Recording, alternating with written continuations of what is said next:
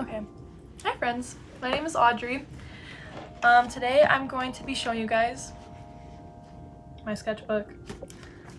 I'm not really sure how I feel about this light back here, but if I like sit in the right spot, it makes it look like I have a good idea. So I'm gonna leave it. It's nighttime, so it's a bit darker, but I feel cozy, so hopefully you guys do too. I started making these videos because I had a professor who advised us to document more of our lives through video. And so that's what this is. But then when I didn't post last week, my friends were sad because they watch these videos while they eat their lunch. So in the name of friendship, I must continue. And also, my younger brother, who's almost a teenager, found my account. There's nothing scarier than a preteen boy. So when I found out that he found out about my YouTube channel, I kind of had no fear anymore because that was the scariest thing that could have happened to me. And he still loves me, I think. Hi Isaac, I love you. I don't know if you're watching, but if you are, just know I love you. But yeah, I'm gonna show you guys my sketchbook.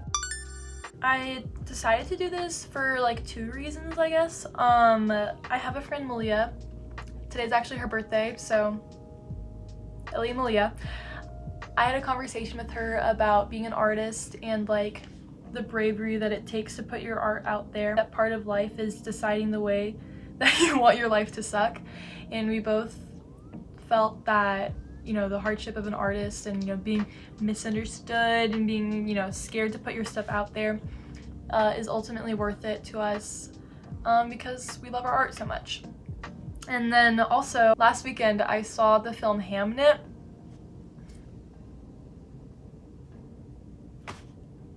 It changed my life. I've never questioned why I make art and why I love it.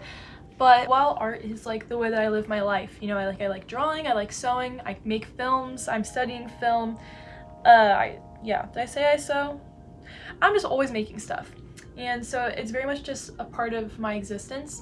But as I've, you know, become older, I've really started to realize that art is also the way that I communicate.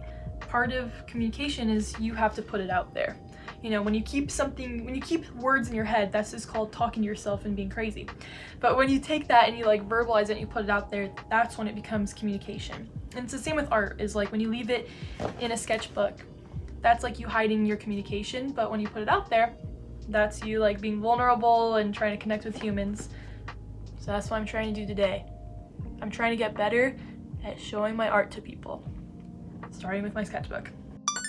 My pen of choice that I used a lot in this sketchbook is Micron pens. Yeah, just like these ones. You can get those basically at any craft store ever. And then obviously I have a deep love for the blue one. I love the pink one a lot. I use a lot of different sizes, but when it comes to the colors, they're all in 0.5, but I do have a pink pen that is in 0.05, and I do use this one a lot. In black, I have like every size imaginable, which sometimes gets overwhelming. Sometimes it's good to have just like 2 or 3 options to kind of, you know, help you while you're in your artistic process to just like simplify things, make things easy. And then when it comes to white pens, which I do use quite a bit, I use these jelly rolls. This gel pen is in, it's a 10-point pen, which is pretty thick. I really do like these. They have a pretty thick consistency, and if I'm light enough with it, it won't mix with the ink underneath at all. So I do really like this pen also. Okay, here she is. We've got some fun stickers. Love Batman, love Calcifer, love Catwoman. Great stuff. And this sketchbook, the timeline of it is like the summer before college until now. And I'm almost done with the sketchbook. I'm kind of feeling ready to like start a new one, partly because I think that my style is changing just a little bit. And so I try to keep, you know, stylistic eras together. So we start with a mermaid. I love whimsical things, I love magical things.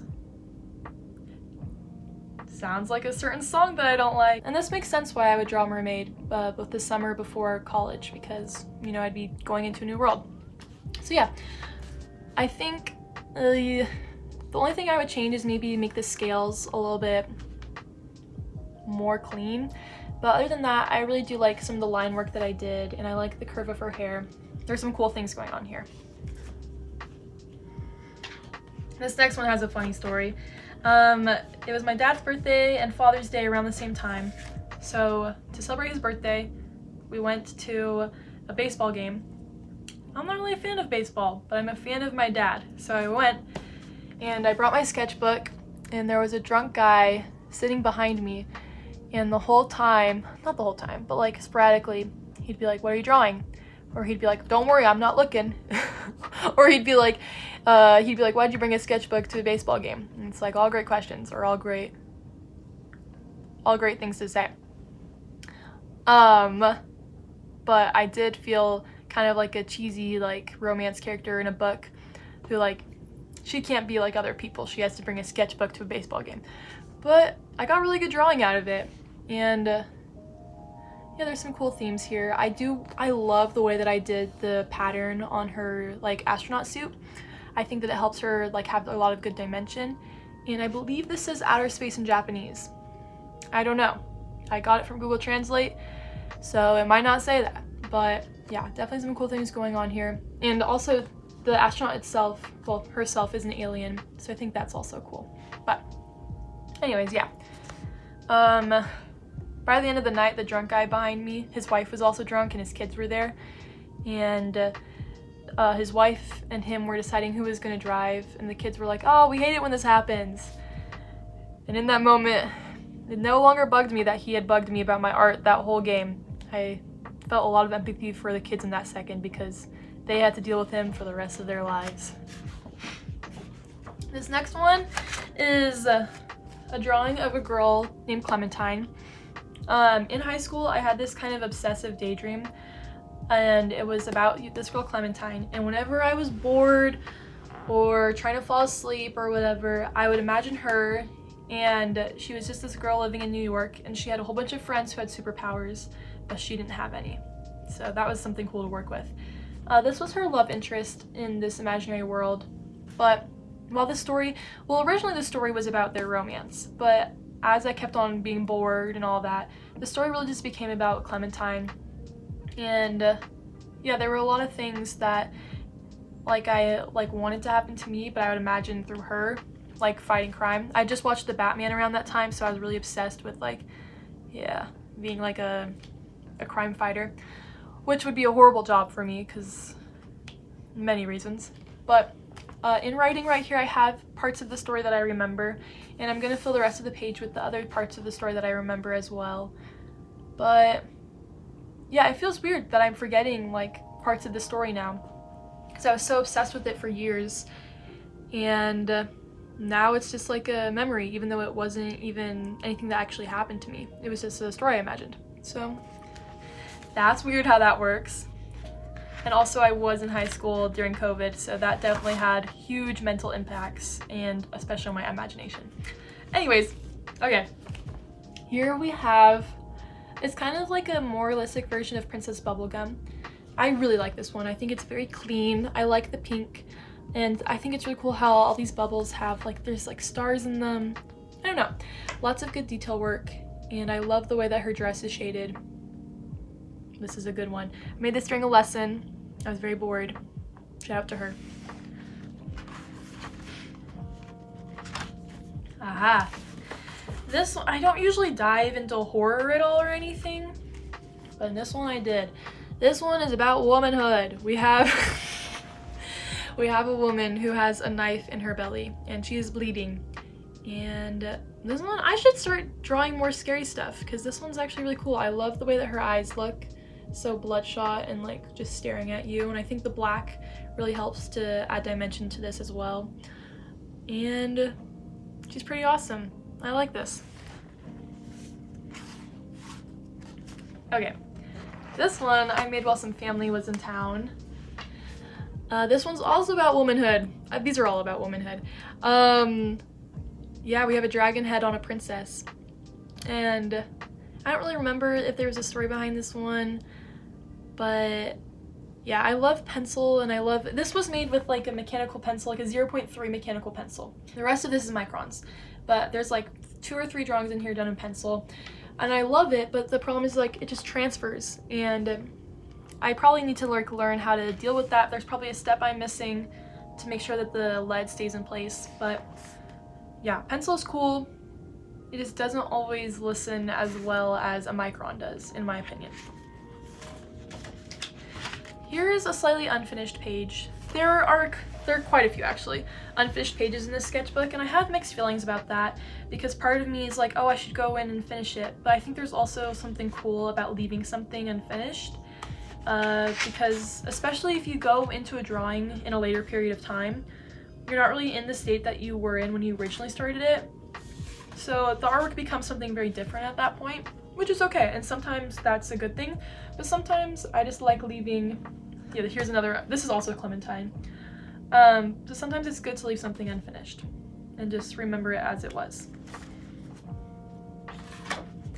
Okay, this one I made during a period where I was talking about historical cartoons. Well, I was learning about historical cartoons in a class I was taking, and yeah, this one is pretty self-explanatory.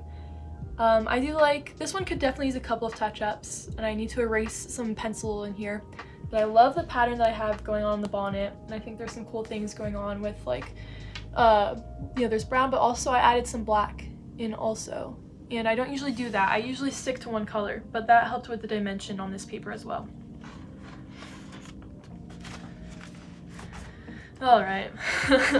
This one, I have mixed feelings about writing words in my sketchbook pages because sometimes it's cool and sometimes it's a little bit cheesy, as this one is.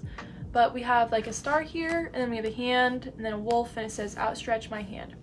I think that there is something cool going on here. I do really like the way that I drew the hand and the star. The wolf maybe could have some more done to it, but I don't know, I don't really draw animals like that.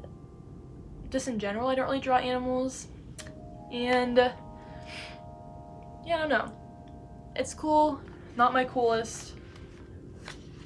That's alright. This one reminds me a lot of the mermaid one. It's a witch and she's casting a spell. Yeah, like it does, like honestly that looks kind of like a mermaid fin, and this also looks kind of like a fin. But, and it also has like the curving hair. Yeah, lots of similarities to the first drawing in here. I don't really remember the context of this one. I think once again I was just bored and wanted some practice with shading, and I think this one's pretty fun. Here's another unfinished one. Okay, this one I made. So when I first went to college, the original plan was that I was gonna do animation, and I was taking an animation, like the intro to animation class, and you have to like do pretty good in it so that you can be accepted to move further into the program. And even then you still have some hoops you need to go through and all that. But part of that class is we had to do sketchbook pages, and this was one of the sketchbook pages I submitted. And it says, "Oh, to be a woman." Then we have like Marilyn Monroe right here. We have a woman with braids, Sacred Heart, a pearl, some butterflies, a bow. Just some, you know, motifs of womanhood and all that. And of course it's done in pink. And of course we have stippling. I love stippling a lot. I love stippling a lot. This one I didn't get too good of a grade on. And that, at this point when I drew this, I still wanted to make it into the program. As I went further through the class, I realized that animation wasn't just going to be me drawing cute things all day. It was going to be me in front of a computer for the rest of my life. And I'm not like a crazy extrovert, but I still am a little bit of an extrovert. So that just was not going to happen. That was not going to work out. And there's another sketchbook page in here later, which I will continue this story when I get to that. But just know I didn't get too good of a grade on this. I still do like this drawing. To be continued. We have another mermaid here. I do think that the tail on this one is a little bit better. It's still not as clean as it could be, But yeah, there's blood coming out of her. She's got like a Victorian nightgown situation, got some fish. I gave her some whiskers. I think that was cool. I do like that little addition that I made. And I also don't really remember the context of this, but I do really like the rhythm going on in this one, especially there's some cool rhythm right here and some cool symmetry with the tail.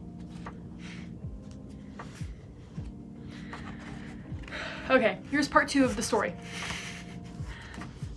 This is the second sketchbook page I submitted in this animation class. And this one I got a significantly better grade on than I did the one before. And when I had drawn this, I had realized I didn't want to do the animation program. I realized I was too social. I enjoyed talking to people too much to always be behind a computer. So I decided I didn't want to do animation. And when the sketchbook page was due, I was like, ugh, I'll do it, fine. I spent like 10 minutes doodling things I saw around my room. Literally, it's titled Stuff. So there wasn't much intentionality here. And I got like a really, really good grade on this one. And at that point, I was like, yeah, this is not gonna work for me, because if I'm doing good when I'm not trying, that's not a great sign to me. And then I tried film this semester after and got better kind of from there. Okay, another unfinished page. Oh, some of these pages are like sketches or like the beginnings of patterns or ideas I have for clothes that I'm going to sew. Yeah, same with, we have right here and right here. If you watched my video before where I'm showing you clothes that I've sewn, this is the original sketch for the white pair of pants that I'm wearing. Obviously a lot of ruffles were taken out of the equation by the end, but yeah, these drawings are a good place to start with my sewing projects, just so I can like imagine what I want to make, and then from there I'm able to make like patterns or decisions with cutting the fabric.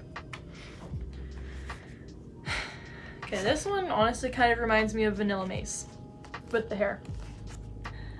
We have a fairy here, and it says difficult right here in sparkles, and yeah, this is maybe it's just the pink pen. Maybe there's something good about the pink pen, but this is another one that I think is pretty clean and just simple enough, but works well. Yeah, I was also kind of telling the future with the haircut that I was about to get. I think that's funny too, how sometimes like in these drawings that there's like wishes for what I could look like in a way, you know, like with the haircut, but then also just like some facial features that I have no control over, and that's okay. This is just a doodle page. Sometimes with pages like this, I'm like, know what? Maybe I could be a tattoo artist. Maybe one day. I also don't like seeing people in pain, so maybe that wouldn't really work. But I would be good at it, I do think. Okay. This one is associated with a story that I was writing in a writing class about a year ago now. The story was called Think of Me Fondly, and it was about this girl right here named Rah, and she exposes her husband for cheating on her at his funeral. And so the rest of the story is her like coming to terms with that, learning how to grieve him if she wants to grieve him. And then she also has a dog named Blue Jeans in the story who provides her a lot of comfort and guidance. He doesn't talk or anything. It's not Dog with a blog, but Blue Jeans is an important writing device in that story. With Rah, I wrote a lot about themes of like, you know, being yourself, but then also figuring out what that means when the people around you are so different than you, and when you love people who are so different from you. So that's why we have her like in some Western motifs. But it's cool when I have like something like this that has like a lot of background behind it, and you would never know because it's just another page. Here's another unfinished one. Okay, this one I made my study abroad in London. I really like this one because there's like some really surreal elements to this, but I think it all works really well together. I was in, I don't remember what museum, but there was a section for Japanese artworks, and one of the things that they had there was masks that people would wear during plays, and so that's what this right here is inspired by. And what I thought was so cool about those masks was how they were all very similar shapes and similar cutouts, but each one was painted to give such a different reaction. So while these are both two very similar shapes, they, you know, portray something so different. So right here we have like a more realistic rendition of me, and I used to have hair, so this used to be kind of what I looked like, not so much anymore. But this one is a mask, and I think this one we have, you know, more of like a shocked and in fear face, and this side we have a very like angry face. And so, you know, here's like the natural me, and then these are kind of like emotions that are kind of extreme for me, and I try to either avoid or I just don't really come across too often. But yeah, having that split by like a star with some water flowing to it.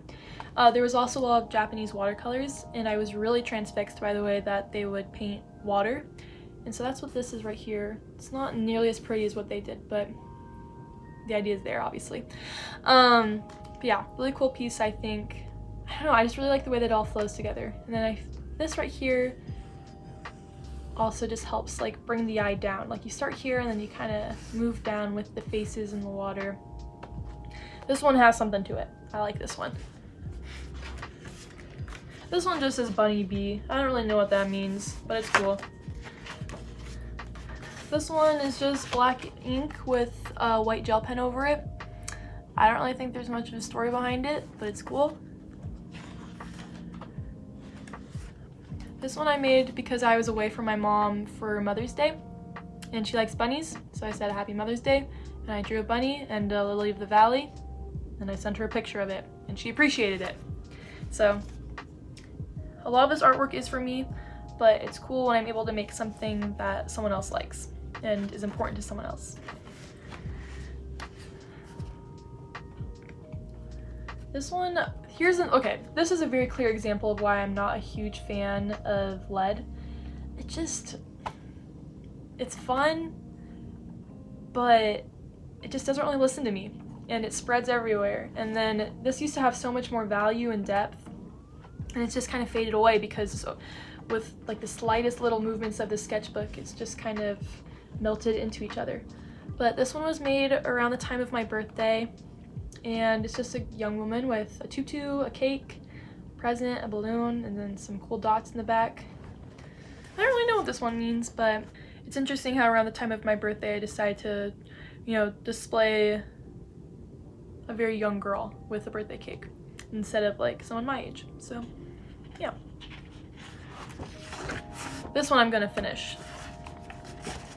This is a girl with luscious long locks, and maybe that's just subconsciously I always have wanted long hair, and I've never been able to have it. Okay, here's another mermaid that I am working on. I've complained a lot about the way that the fins have looked in the past, and so this one right here is my attempt to try to make sure that the scales have a bit more of a structure to them, because I think that there could be a really cool rhythm and pattern with the scales if I just make it a little bit cleaner. So this one I'm gonna keep on working on, and I'm excited to see if it's any better than the last ones. This one has quite the story associated with it. So when I was in London, I went to the red carpet premiere for Jurassic something. It's the one with Scarlett Johansson and Jonathan Bailey that has most recently come out. Yeah, I was at the red carpet event for that, and I was like, oh my gosh, like I need to have something for them to sign, because this is crazy that I'm meeting some of my favorite, or going to see some of my favorite people. So I drew this dinosaur right here. I don't even know, like, I shouldn't have been at that premiere. I don't really care about the movies. I don't know like anything about dinosaurs. I like actors and I like films, so that's as much of my resume that I have for being allowed to be there. Being there was just so funny in general. There was a guy who was like making us jump fruit-free t-shirts, and I was with really fun people, so it was a good experience, but it was honestly just like the craziest fever dream that I've ever had. But through this whole thing, and obviously there's only one signature, and this is David Iacono. One second, let me check. Yeah, David Iacono. I hope I'm saying that right. He was the only one who came up to us and was signing. Jonathan Bailey, I did get close to Jonathan Bailey. He's so beautiful in real life. Oh my gosh. But yeah, he was the only one to sign it, and while he was signing, he's like, wow, did you draw that? And I was like, yeah, I did. Yeah, that was all me. And then I told him, you know, I'm Team Cameron, and I know he probably hears that all the time, so he was probably like, yeah, sure. But I genuinely mean it. For Belly, obviously I love Conrad, but for myself, Cameron was just such a joy. He was such a treat to the world, and I'm so sad I never got to see his happy little ending. But that's okay, because now I have his signature, and I love how the dinosaur, his signature is the only one on this page, and it's the only one she's looking at, because it's the only one that matters. And I cherish this forever. Okay, this lovely piece right here is, I made it when I was at like a lake or some sort of spring with my friend Elliot. So this is us drawn as fairies in our little swimsuits. And then I'm just sitting in a little flower. I do like how I have this one with like a lot of value. And then these are two very flat flowers. I think that's cool. Yeah, I connected with nature and made cool art. So maybe I should go outside and touch more grass.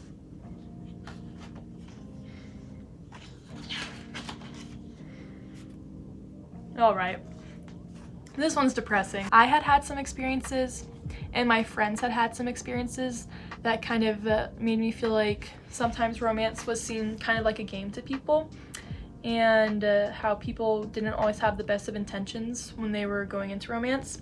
And that's what this lovely lady is all about. I definitely need to finish this one because this one had a lot of emotion behind it, and I still think she has something cool to say. So I want to see her through. I don't really investigate nudity in my art, but this is the beginning. This is where it all starts. Ooh. Okay. This one is inspired by the song Nettles by Ethel Cain. Whenever I like a song, I usually associate some sort of made-up daydream story with it, or, you know, imagery of like a music video or something that I've thought in my head. And with Nettles, I have this very strong image of a woman like in white.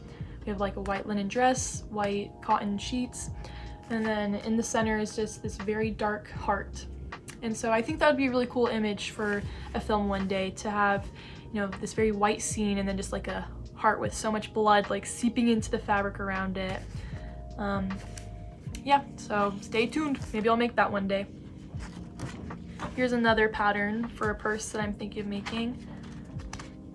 Oh yeah, and I have a couple of notes from a film that I saw while I was in London. But there's a couple of empty pages in here, so there's still a little bit of work I can do in this sketchbook, but it's definitely nearing its end.